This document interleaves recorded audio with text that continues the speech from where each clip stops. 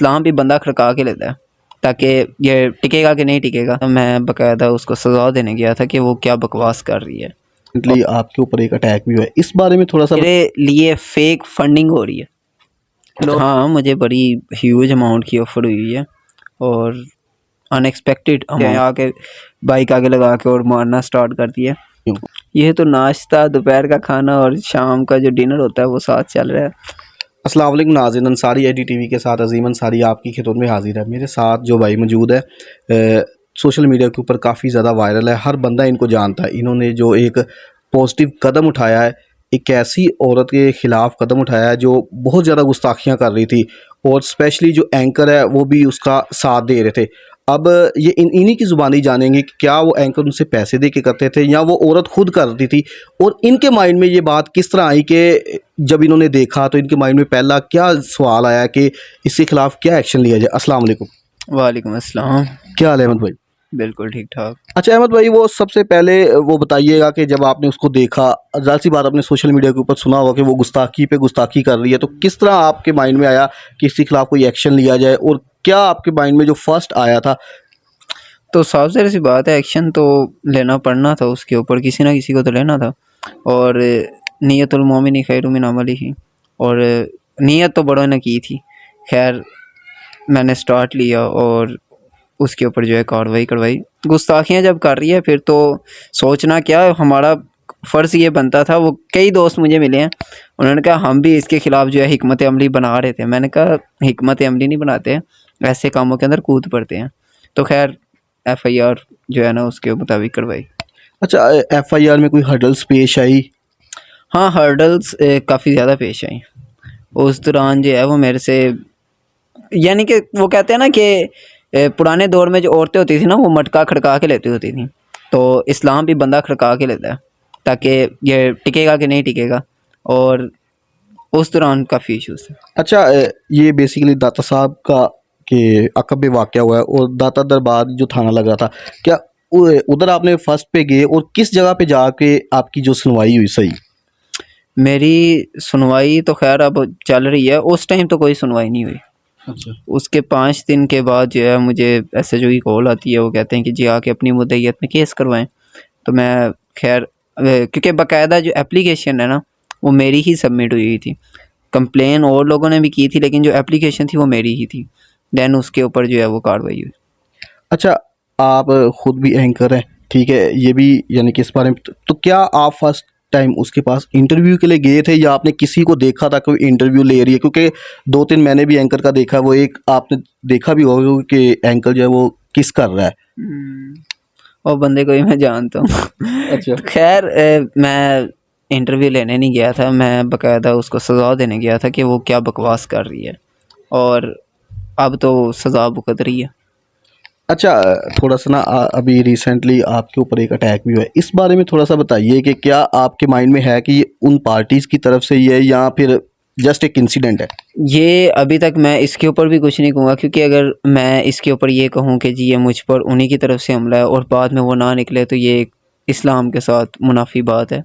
और अभी हमारे वकला जो हैं इसके ऊपर तहकीक कर रहे हैं कि आया कि ये वही उसी केस से लिंक होता है कि नहीं होता। अगर लिंक होगा तो इंशाल्लाह हम उन सबको रगड़ा देंगे, और अगर नहीं होगा तो अपनी ज़ाती शख्सियत के लिए मैं नहीं समझता कि एक जस्ट इतनी सी चोट के लिए मैं किसी को नुकसान पहुंचाऊं या किसी का करियर तबाह करूं। तो खैर नहीं, अभी तक उसकी जस्टिफिकेशन नहीं है।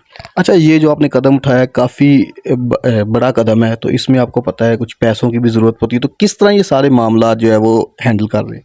मैं आपको मज़े की बात बताऊं, पैसे तो अल्हम्दुलिल्लाह उससे पहले टेंशन होती थी, अब पैसों की टेंशन नहीं है। अब तो आपको एक इंटरेस्टिंग बात ये बता रहा हूँ कि मेरे लिए फ़ेक फंडिंग हो रही है। अच्छा, आपके लिए फेक फंडिंग? के जी अहमद को सपोर्ट करने के लिए हमें पैसे चाहिए। मैं खुद एक बंदे को 2000 रुपया सेंड कर चुका हूँ कि वो मेरे लिए ही पैसे मांग रहा है, और आई डोंट नो कि वो कौन बंदा है। यार ये तो अजीब सी बात है कि बंदे को पता भी नहीं उसके लिए फंडिंग हो रही है। और मैं खुद बकायदा उसको मैं 2000 रुपया सेंड कर दिया। मैंने कहा मैं देखता हूँ, मैंने कहा कौन है। फिर मैंने उसे बताया भाई कि मैं ये हूँ और इस तरह की हरकतें आप ना करें, ये आप क्या कर रहे हैं। मैंने कहा चंद हज़ार चंद टकों के लिए आप जो है एक नाम ख़राब कर रहे हैं, और ये आप इनडायरेक्टली वो पीछे जो उसके माफिया उसको सपोर्ट कर रहे हैं।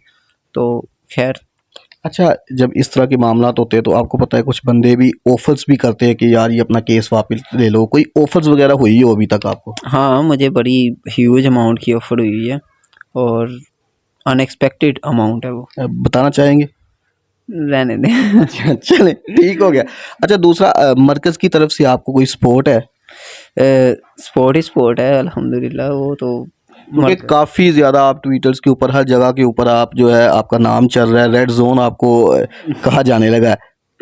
और मुझे इल्म भी नहीं था। वो असल में मामला ये बना था जब मुझे यानी कि मारा जा रहा था ना, उस टाइम सिर फट गया था मेरा। मैंने कॉल की दोस्तों को, मैंने कहा कि जी ये मेरे साथ वाक़या हो गया, और वो कहते तेरी लड़ाई हो ही नहीं सकती। अच्छा। मैंने कहा ये इंसिडेंट हो गया, कुछ नामालूम बंदे आके मारने लग गए, और मैं तो कोई यानी कि हमारी कोई हाथापाई स्टार्ट में भी नहीं हुई, एकदम से आए आके बाइक आगे लगा के और मारना स्टार्ट कर दिया। और मैंने कहा मेरा ये, वो मानने के लिए तैयार नहीं थे। मैंने वो उस दौरान ना मैंने अपना ऐसे एक शॉर्ट क्लिप था 5-10 सेकंड का मेरे ख्याल से होगा, वो मैंने बना के सेंड कर दिया, और वो वहीं से जो है वो बहुत अपर चला गया। और अगले दिन सुबह उठा हूँ तो मुझे जी फलाने फलाने अफसर की कॉलें आ रही हैं कि जी आपको हम सिक्योरिटी प्रोवाइड करते हैं, आपको हम ये करते हैं वो करते हैं। तो अभी कोई सिक्योरिटी जो प्रोवाइड कर लेने का है इरादा? अभी तो खैर नहीं है। अभी हम क्यों आप ज़ाहिर सी बात है, ये डाइवर्ट हो सकता है, ये डाइवर्ट करने की कोशिश हो कि एक चीज़ को जो ना, मुझे कहा जा रहा था कि इन पर भी एफआईआर करवाएं, उस पर भी एफआईआर करवाएं, उसके ऊपर भी। तो एक जो बंदा होता है ना उसके ऊपर मुख्तलिफ, फिर मैं एक केस जो हैंडल कर रहा हूँ वही एक बहुत बड़ा केस है, उसके अलावा मैं दूसरों को भी देखना स्टार्ट कर दूँ तो ये चीज़ें नहीं। बकाया वकला को मैंने, उनमें से एक बंदे को पकड़ के हमने उसके आईडी कार्ड की तस्वीरें वगैरह ली हैं, और उसकी जो है ना अब मज़ीद वकला जो है तहकीक कर रहे हैं, और अगर इस कड़ी से लिंक होगा तो इंशाल्लाह उन सबको रगड़ा देंगे। अच्छा, इस सारे इंसिडेंट के दौरान आपको कोई धमकियाँ वगैरह, कोई कॉल्स वगैरह जो आपको काफ़ी ज़्यादा इरिटेट करती हों? ये तो नाश्ता, दोपहर का खाना और शाम का जो डिनर होता है वो साथ चल रहा है, और धमकियाँ मामूल का मुताबिक हैं। सबसे ज़्यादा वो किस बात पे कह रहे हैं कि ये चीज़ आप ख़त्म करो तो हम? साहब ऐसी बात है कि उन्होंने केस के अलावा उन्हें और मुझसे चाहिए क्या, तो इसके अलावा तो कुछ नहीं। अच्छा, एक लास्ट में बताइएगा कि देखिए हमारा इस्लामी मुल्क है, ठीक है, इस्लामी मुल्क है, कलमे के नाम पे बना है, हम भी मुसलमान हैं, लेकिन ये नेक काम, जो इस काम को आप लेके आगे चल रहे हैं तो इतनी ज़्यादा हर्डल्स आ रही हैं, क्या वजह है इसकी? ये देखें ना आप, इस मुल्क के अंदर, मुल्क पाकिस्तान के अंदर आप ऐसी औरतों को सपोर्ट किया जा रहा है जो कि गुस्ताख औरत है, उसको सपोर्ट किया जा रहा है। जब वो दादा दरबार के बाहर जिसे कहते हैं कि कचरा छान रही थी, उस दौरान उसे कोई ह्यूमन राइट्स की औरतें नहीं मिली और इस तरह कोई मामलात नहीं हुए। और जब ये वाक़या हुआ, अगर खुदा न खास्ता वहाँ पे कोई बंदा एक्शन ले लेता, दैन जो है वो मामलात ख़राब होने थे। फिर हर बंदे ने उठ के कहना था इसने जो कानून अपने हाथ में लिया, ये किया वो किया। साफ ज़ाहिर सी बात है, कई ऐसे बंदों ने रिएक्शन भी दिया। सबसे हर एक्शन का रिएक्शन होता है, रिएक्शन उन्होंने दिया। मैंने कार्रवाई की और जो मेरे साथ मामलात बन रहे हैं, तो खैर इस तरह की अनएक्सपेक्टेड चीज़ें हैं, लेकिन पाकिस्तान में यहाँ पे तो हर चीज़ जो है वो एक छलावा सा है और उसके बाद ख़त्म है। अच्छा, आप क्या समझते हैं कि ये जो सारा यानी कि जितने वो फेक इंटरव्यूज़ दे रही थी जिसमें वो गुस्ताखियाँ कर रही है, उसमें उसका ज़्यादा हाथ है या एंकर का? जो आप क्या समझते हैं कि वो पैसे दे के इस तरह की इंटरव्यूज़ करवाते हैं या वो औरत खुद इस तरह की करती है काम? एंकर उससे पैसे दे के करवाते हैं या नहीं, ये तो नहीं मुझे लगता, क्योंकि उसने इंटरव्यूज़ में कहा था कि मेरे लिए चर्च के सिगरेट का इंतज़ाम किया करें, इस तरह की उसने बातें की हुई हैं। बकाया उससे मेरे ख्याल से वो एक प्री प्लान्ड औरत थी, क्योंकि जिस तरह से उसने इस्लाम को टारगेट किया और मुसलसल टारगेट किया, तो कोई पागल बंदा इस तरह हरकत नहीं कर सकता, और ये बाकायदा इस्लाम को टारगेट किया। जी, बहुत शुक्रिया। बस।